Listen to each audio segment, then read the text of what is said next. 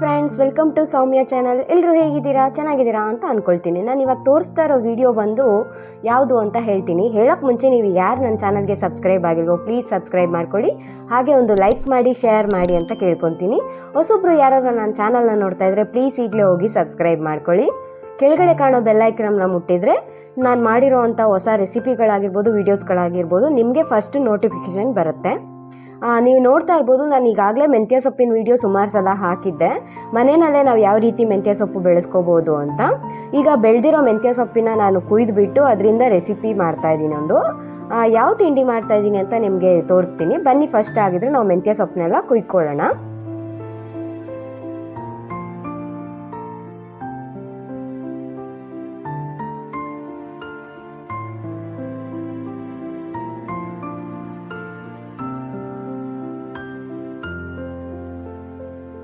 ತುಂಬ ಚೆನ್ನಾಗಿ ಬಂದಿತ್ತು ಮೆಂತ್ಯ ಸೊಪ್ಪು. ಇವಾಗ ನಾನು ಅದನ್ನೆಲ್ಲ ಕ್ಲೀನಾಗೆ ಕಟ್ ಮಾಡ್ಕೊಳ್ತಾ ಇದ್ದೀನಿ. ಆ್ಯಕ್ಚುಲಿ ನನಗೆ ಒಂದು ಕೈಲಿ ಮೊಬೈಲ್ ಇಟ್ಕೊಂಡು ಒಂದು ಕೈಲಿ ಕಟ್ ಮಾಡೋಕ್ಕೆ ಸ್ವಲ್ಪ ಕಷ್ಟ ಆಯಿತು. ಆದರೂ ಒಂದೆರಡು ಕಡ್ಡಿ ಕಟ್ ಮಾಡಿರೋದನ್ನ ಮಾತ್ರ ನಾನು ನಿಮಗೆ ತೋರಿಸ್ತಾ ಇದ್ದೀನಿ. ಮತ್ತು ಫುಲ್ ಕಟ್ ಮಾಡಿಕೊಂಡೆ. ನೀವು ನೋಡ್ತಾ ಇರ್ಬೋದು, ತುಂಬಾ ಚೆನ್ನಾಗಿ ಬಂದಿತ್ತು ಸೊಪ್ಪು. ಈ ರೀತಿ ಹೆಲ್ದಿಯಾಗಿರೋವಂಥ ಸೊಪ್ಪು ಮನೆಯಲ್ಲೇ ಸಿಕ್ಕಿದ್ರೆ ಯಾರಿಗೆ ತಾನೇ ಇಷ್ಟ ಆಗಲ್ಲ ಹೇಳಿ ಅಡುಗೆ ಮಾಡ್ಕೊಳ್ಳೋದಕ್ಕೆ. ನೋಡಿ ಫುಲ್ಲು ಎಷ್ಟು ಚೆನ್ನಾಗಿದೆ ಅಂತ. ಒಂದು ಸ್ವಲ್ಪ ಕೂಡ ಹುಳ ಆಗಿಲ್ಲ. ತುಂಬ ಚೆನ್ನಾಗಿರೋ ಹೆಲ್ದಿ ಸೊಪ್ಪು ಸಿಕ್ಕಿದೆ ನನಗೆ. ಈಗ ಈ ಸೊಪ್ಪಿನೆಲ್ಲ ನಾನು ಬಿಡಿಸ್ಕೊಳ್ತಾ ಇದ್ದೀನಿ. ನಾನು ಕಡ್ಡಿ ಹಾಕ್ತಾ ಇಲ್ಲ, ಕಡ್ಡಿ ತುಂಬ ಬೆಳೆದ್ಬಿಟ್ಟಿದೆ.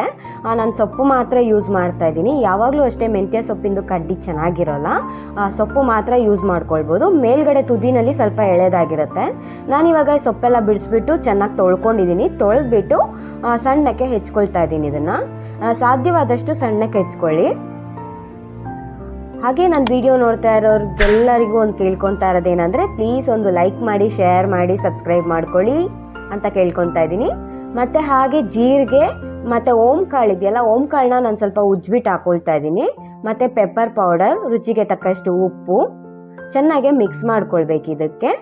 ಇದಕ್ಕೆ ನಾನು ಇವಾಗ ಗೋಧಿ ಹಿಟ್ಟು ಸೇರಿಸ್ಕೊಳ್ತಾ ಇದ್ದೀನಿ. ನಾನು ಮಾಡ್ತಾ ಇರೋ ತಿಂಡಿ ಏನು ಅಂತ ಇವಾಗ ಗೊತ್ತಾಗಿರ್ಬೋದು ಅನ್ಕೊತೀನಿ. ಗೊತ್ತಾಗಿದ್ರೆ ಕಮೆಂಟ್ ಬಾಕ್ಸಲ್ಲಿ ತಿಳಿಸಿ. ಇವಾಗ ಗೋಧಿ ಹಿಟ್ಟನ್ನ ಹಾಕ್ಬಿಟ್ಟು ಚೆನ್ನಾಗೆ ಮಿಕ್ಸ್ ಮಾಡ್ಕೊಳ್ತಾ ಇದ್ದೀನಿ.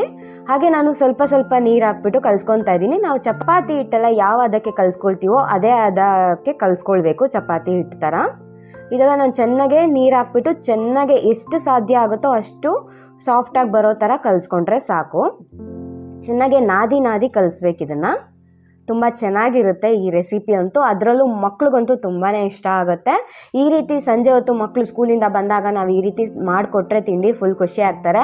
ಅದರಲ್ಲೂ ನಾವು ಮನೆಯಲ್ಲೇ ಬೆಳೆಸಿರೋವಂಥ ಸೊಪ್ಪಿಂದ ಮಾಡಿದ್ದು ಅಂದರೆ ಇನ್ನೂ ಚೆನ್ನಾಗಿರುತ್ತೆ, ಆರೋಗ್ಯಕ್ಕೂ ಕೂಡ ಒಳ್ಳೆಯದು. ನಾನಿವಾಗ ಮಕ್ಕಳು ಸಾಯಂಕಾಲ ಬರ್ತಾರೆ, ಅದಕ್ಕೋಸ್ಕರ ನಾನು ಚಪಾತಿ ಹಿಟ್ಟಲ್ಲಿ ಕಲಿಸ್ಬಿಟ್ಟು ಮಾಡ್ತಾಯಿದ್ದೀನಿ.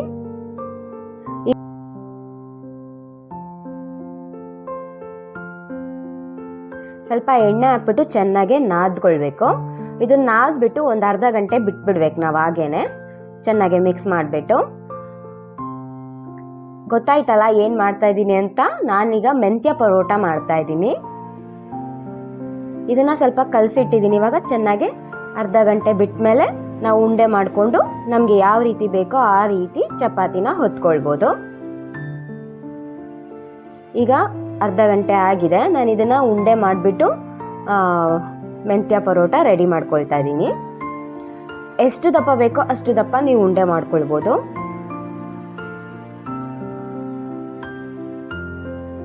ಆರೋಗ್ಯವೇ ಭಾಗ್ಯ ಅಂತ ಹೆಂಗೆ ಹೇಳ್ತಾರೆ ಹೇಳಿ ಮೊದಲಿನ ಕಾಲದಲ್ಲೆಲ್ಲ. ಆಗಿನ ಕಾಲದಲ್ಲೆಲ್ಲ ಮನೆಯಲ್ಲೇ ತರಕಾರಿಗಳನ್ನ ಬೆಳೆಸ್ಕೊಂಡು ಅಡುಗೆ ಮಾಡ್ಕೊಳ್ತಾ ಇದ್ರಂತೆ. ಮನೇಲಿ ಸಿಕ್ಕೋ ತರಕಾರಿಗಳಿಂದನೇ ಮೊದಲೆಲ್ಲ ಅಡುಗೆ ಮಾಡ್ಕೊಳ್ತಾ ಇದ್ರು. ಅಂದರೆ ಬಾಳೆಕಾಯಿ ಆಗಿರ್ಬೋದು, ಬಾಳೆದಿಂಡು ಆಗಿರ್ಬೋದು, ಪಪ್ಪಾಯ, ಹಲಸಿನಕಾಯಿ, ಈ ರೀತಿ ಮನೆಯಲ್ಲಿ ಯಾವ್ಯಾವ ತರಕಾರಿಗಳಿರುತ್ತೋ ಅದರಿಂದ ಎಲ್ಲ ಅಡುಗೆಗಳು ಮಾಡ್ಕೊಳ್ತಾ ಇದ್ರು. ತುಂಬ ಆರೋಗ್ಯವಾಗಿರ್ತಾ ಇದ್ರು. ಇವಾಗಂತೂ ಸಿಗೋ ತರಕಾರಿಗಳನ್ನ ಕೇಳಲೇಬೇಡಿ, ಅದೇನೇನು ಮೆಡಿಸನ್ ಹಾಕಿರ್ತಾರೋ ಗೊತ್ತಿಲ್ಲ. ಆದರೂ ನಮಗೆ ಕೆಲವು ಸಲ ತರ್ದಿರೋ ಗೊತ್ತೇ ಇಲ್ಲ, ಮನೆಗೆ ತರಲೇಬೇಕಾಗತ್ತೆ ತರಕಾರಿಗಳನ್ನ. ಲಟ್ಟಿಸ್ಕೊಳ್ತಾ ಇದ್ದೀನಿ. ನಿಮ್ಗೆ ಎಷ್ಟು ದಪ್ಪ ಬೇಕೋ ಅಷ್ಟು ದಪ್ಪ ಲಟ್ಟಿಸ್ಕೋಬೋದು, ಅಥವಾ ತೆಳ್ಳಗೆ ಬೇಕಾದ್ರೂ ಲಟ್ಟಿಸ್ಕೋಬೋದು. ಈ ರೀತಿ ನಾನೆಲ್ಲ ಚೆನ್ನಾಗಿ ಲಟ್ಟಿಸ್ಕೊಂಡ್ಮೇಲೆ ಅದನ್ನು ಬೇಯಿಸ್ಕೊಳ್ಬೇಕು. ಮಕ್ಳಿಗಂತೂ ಇದೆಯಲ್ಲ, ಇದನ್ನ ಕೊಡುವಾಗ ಸ್ವಲ್ಪ ಜೇನುತುಪ್ಪ ಹಾಕ್ಬಿಟ್ಟು ಕೊಡಿ, ತುಂಬ ಇಷ್ಟಪಟ್ಟು ತಿಂತಾರೆ ಮಕ್ಕಳಂತೂ.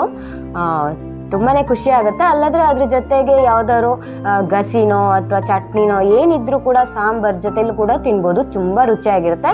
ಹಾಗೆ ತಿಂದರೂ ಕೂಡ ಇನ್ನೂ ರುಚಿಯಾಗಿರುತ್ತೆ. ಯಾಕೆಂದ್ರೆ ಅದ್ರ ಮೆಂತ್ಯ ಅಂಶ ಇದೆಯಲ್ಲ ಅದು ತುಂಬ ಚೆನ್ನಾಗಿರುತ್ತೆ ಬಾಯಿಗೆ ಹಾಗೆ ತಿಂತಾ ಇದ್ರೆ. ಇವಾಗ ನಾನು ಬೇಯಿಸ್ಕೊಳ್ತಾ ಇದ್ದೀನಿ. ನಾನು ಸ್ವಲ್ಪ ತುಪ್ಪ ಹಾಕ್ಬಿಟ್ಟು ಚೆನ್ನಾಗಿ ಬೇಯಿಸ್ಕೊಳ್ತಾ ಇದ್ದೀನಿ. ನೀವು ನೋಡ್ತಾ ಇರ್ಬೋದು ಮೆಂತ್ಯ ಸೊಪ್ಪು ಕಾಣಿಸ್ತಾ ಇದೆ ಈಗಾಗ್ಲೇನೆ. ಪರೋಟ ಅಂತ ಹೇಳಿದ್ರಂತೂ ಫುಲ್ ಖುಷಿ ಆಗ್ಬಿಡ್ತಾರೆ. ಅದರಲ್ಲೂ ಮಕ್ಳಿಗೆ ನಾವು ಇವಾಗ ಏನಾದ್ರು ಹೊರಗಡೆ ಹೋಗಿ ಪರೋಟ ತಿನ್ನೋದಕ್ಕಿಂತ ಈ ರೀತಿ ಮನೆಯಲ್ಲೇ ಮಾಡಿಕೊಟ್ರಂತೂ ಫುಲ್ ಖುಷಿ ಆಗ್ತಾರೆ. ಈಗ ನೋಡಿ ನಾನು ಅದನ್ನು ಒಂದು ಬೇಯಿಸ್ಕೊಂಡಾಯ್ತು. ಅದೇ ರೀತಿ ಇನ್ನೂ ಒಂದು ಬೇಯಿಸ್ಕೊಳ್ತಾ ಇದ್ದೀನಿ. ಇದೇ ರೀತಿ ನಾವು ಮೆಂತ್ಯ ಪರೋಟನ ಮನೆಯಲ್ಲಿ ಸುಲಭವಾಗಿ ಮಾಡ್ಕೊಳ್ಬೋದು. ನೋಡಿದ್ರಲ್ಲ, ಹಾಗಿದ್ರೆ ಮೆಂತ್ಯ ಪರೋಟ ಯಾವ ರೀತಿ ಮಾಡೋದು ಅಂತ.